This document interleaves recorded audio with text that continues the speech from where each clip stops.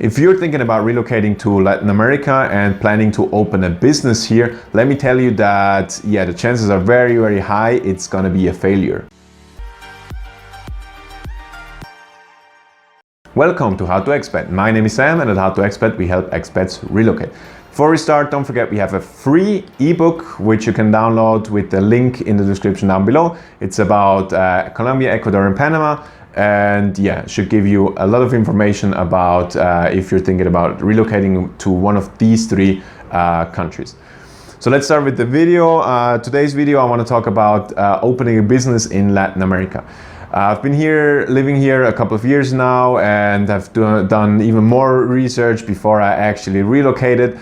And now here on boots on the ground, living here for a while now, I've seen so many businesses going broke and they had to close and all of that, especially in regards to expats.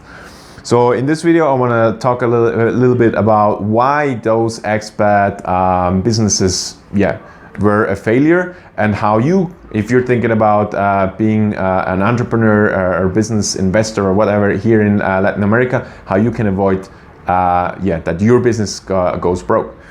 So the first reason why a lot of people don't make it happen is they've never run a business in their home country. They have no idea how to actually run a business, and they just think because they're from the quote-unquote developed world, they can come here and then they're suddenly the big shot, and they're gonna make it happen and stuff, because their money goes a little bit further. Whereas in their home countries they didn't have any chance to open their own business.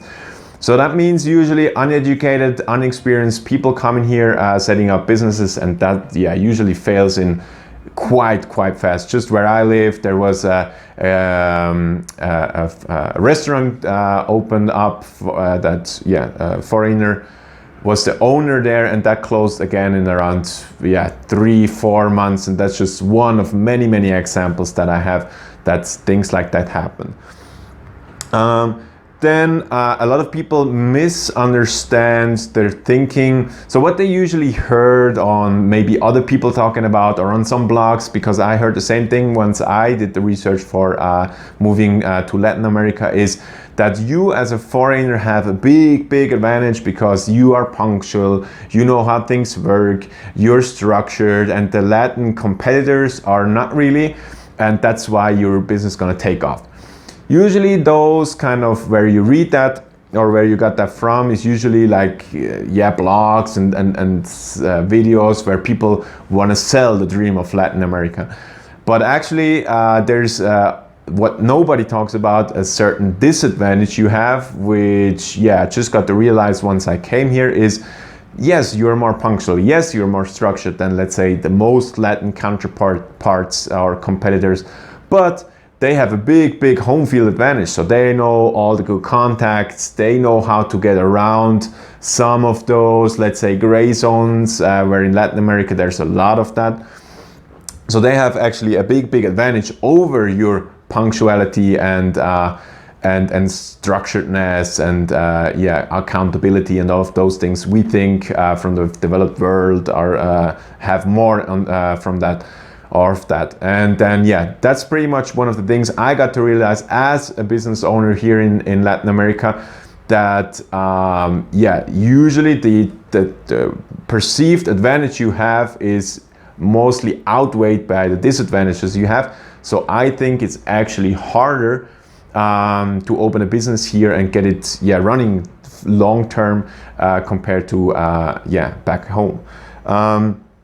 Then another thing is, of course, lifestyle. So usually people that come here do two kind of jumps. They open their first business and then they relocating.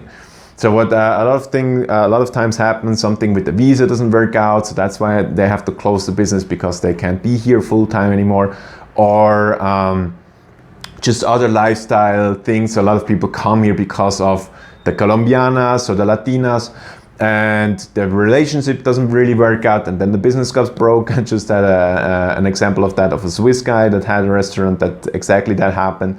and yeah, other kind of stories like that. There are too many out there. Yeah, so just lifestyle changes, which yeah, in your home country you wouldn't have, because yeah, you would know that you would stay there and wouldn't have to care about yeah, being not a citizen in the country you're living in, and not being in the move of relocating also while starting a business.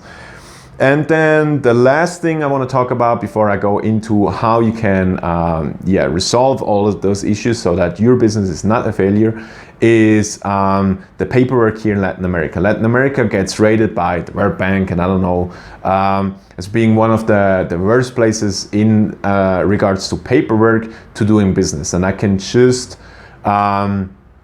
tell you that it's exactly right. So I own a business here in Colombia, and the paperwork you have to do, the accounting, all of the gray zones, it's just a nightmare. So yeah, it's even hard in the beginning to invoice a person, whereas in my home country where I'm from, it's just a PDF file you send through, right? And here it's yeah, it's a little bit more difficult. I don't want to go into details, but it's quite hard.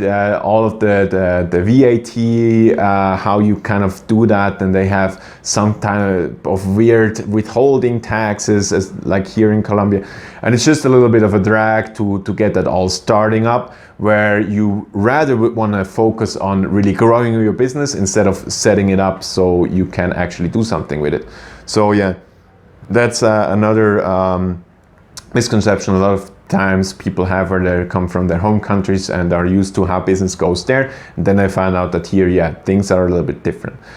So how can you make it happen to be like yeah, a business owner here in Latin America that's not just here for 6 months, brags about how good everything goes, and then in 7 months he find out that yeah, the finances are not up to speed, and then they have to close the business? How can you make it happen over a long period of time, years and years hopefully, is first of all, try to yeah, be honest to yourself or with yourself and think about, are you really a person that should start a business? Or do you have the requirement, or have you had experience in your home country, anything like that, with running a business? Because if not, then it's most probably even harder than in your home country to start a business. So ask yourself, why haven't you started a business in your home country? And after you kind of positively answered that question, it's just a lot of preparation and surround yourselves with the right people. As I said, usually you have a disadvantage as a foreigner because you don't have the connections and the knowledge about the culture here. So it's very, very important to have somebody on the ground. It doesn't really matter if it's a foreigner, but preferably a local that has connections that you can trust, because that's another thing. A lot of businesses go broke because they trusted the wrong, especially locals. So they had a local, thought they would be a good partner, and then yeah, it turned out that it's not. But anyway, yeah, having a good partner is very, very important, especially here in Latin America, because it's such people-based. Yeah, that's just the things you have to know. So be honest with yourself and do a lot of preparation, a lot of thinking about yeah, how you should do that. Try to figure out how things exactly work in the Latin American country you're thinking about of doing business, and then finding the right partner. And then yeah, the chances are very, very high that your business will not be a failure here in Latin America. Yeah, I hope this video helped so far. Don't forget about the free ebook you can download with the link down in the description below. If you have any questions about running a business, let me know in the comment section down below. See you in the next video.